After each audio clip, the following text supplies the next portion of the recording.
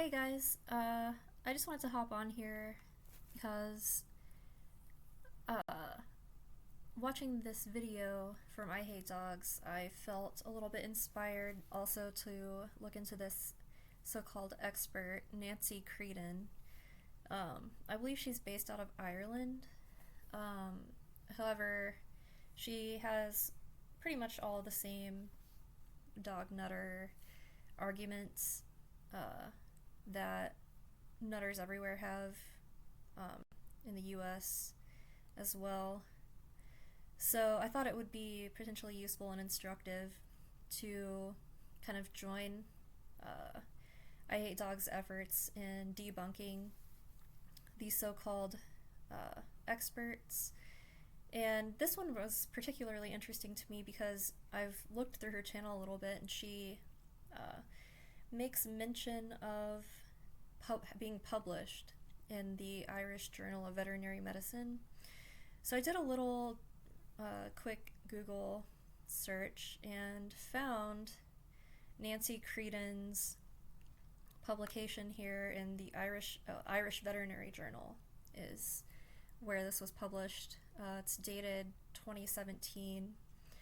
And so, as far back as 2017 and likely before, and still till today, she's really arguing against any type of breed-specific legislation. I think the goal of this study was to prove that breed-specific legislation doesn't work, doesn't do anything to prevent, mitigate, decrease, or solve the problem of dog bites or maulings. And if you've seen any of her videos or watched I Hate Dogs, she made a video about preventing dog attacks with the most absolutely ridiculous advice and claims. She claimed, I'm going to do a longer video on this too, I'll include some of her footage. I'd like to have a guest on to discuss this as well.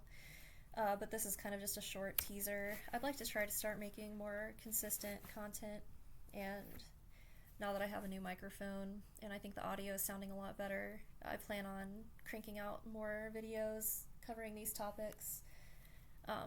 So anyways, she claimed things like, if you're being attacked by a dog and you're wearing a scarf, then take your scarf off and use this and let the dog bite the scarf instead of your arm. Use your purse, let the dog bite the purse instead of you. Then she goes on to claim, grab a hairbrush and jam the hairbrush into the dog's mouth so it's biting the hairbrush instead of your arm or neck. I mean, it's just absolutely ridiculous. One thing I'd like to call her out, and all these other people for making these statements. Nanci Creeden, have you ever deflected a dog attack with a hairbrush? Has that worked for you in the past? Are you claiming that, I don't know, that little boy that was just mauled to death by his family friends, two Great Dane Mastiff dogs she could have prevented his death by deflecting the attack with her scarf or a hairbrush? Is that what you're claiming? You honestly are claiming in writing research that banning that type of dog breed wouldn't have done anything to prevent that death? I mean, it's almost too ridiculous to respond to, but unfortunately, we must respond. So, I'm going to do a longer breakdown of this, her, research paper here, as well as some of her other videos. I'll probably take some clips from I Hate Dogs, because he does a great breakdown. But essentially, there were a few things that I thought were interesting, like the study methods here. They excluded, I thought this was interesting. So the whole thing is based on a survey that was sent out from dog bite incident victims. So 140 only is her sample size. Interestingly, obviously, everyone she surveyed for this survived, because it says later that she ignored all uh, fatalities. She ignored all level 6 bites. She claimed that there's no availability of information relating to any human fatalities due to dog bite in Ireland. I find that hard to believe, so I'm going to look more into that too.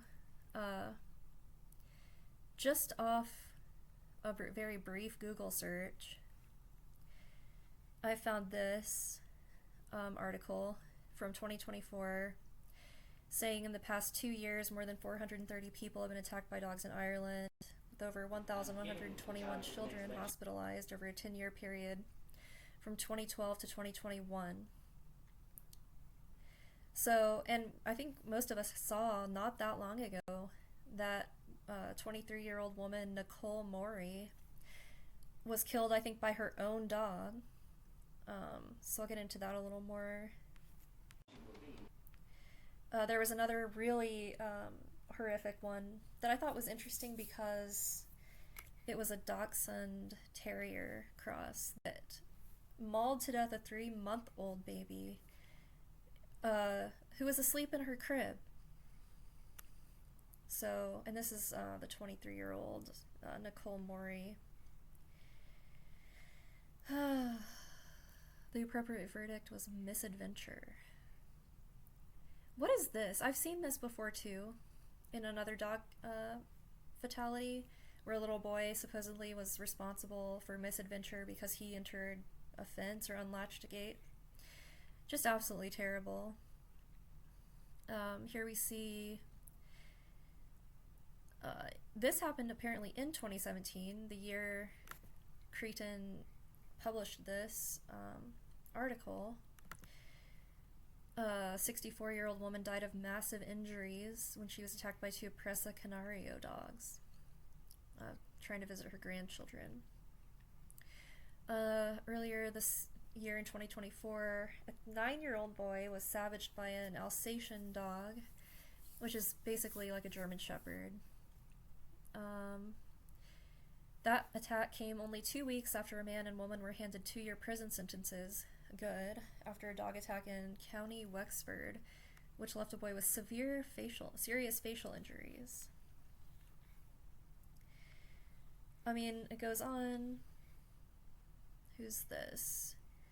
Okay, Alejandro Mizan, who's now aged 11, was 9 when he was attacked by an XL bully while playing on a green with friends. And, you know, here, the XL bully, a breed that Miss Creeden thinks should not be banned and is not necessarily any more dangerous than any other dog breed, apparently.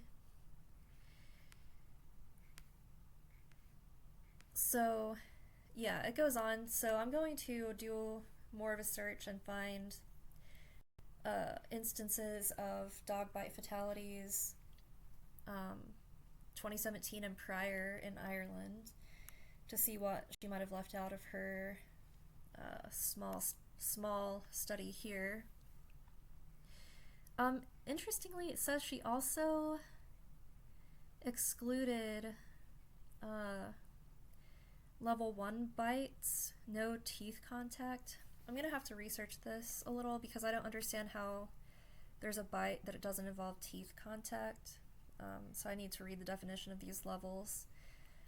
Here it says level 2 bites refer to skin contact by teeth but no puncture. 3 bites refer to a single bite including 1 to 4 puncture wounds with no puncture deeper than half the length of a canine's teeth. Can you imagine this level of, I don't know. It's just bizarre to me that there's this level of, I guess, definition for a dog biting people. Well, this puncture wound is not a level 4 because we noticed that the dog's canine tooth was 1.5 inches long and this puncture wound wasn't half that length deep.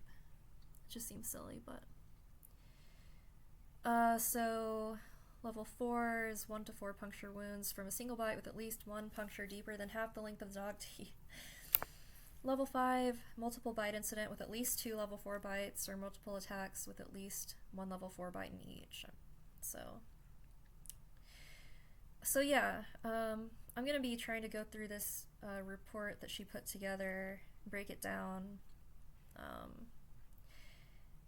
the entire thing is, like I said, based on a survey that was voluntarily completed by 140 respondents, which I think, I'm not a statistician, but I feel like the method that she used is important to note.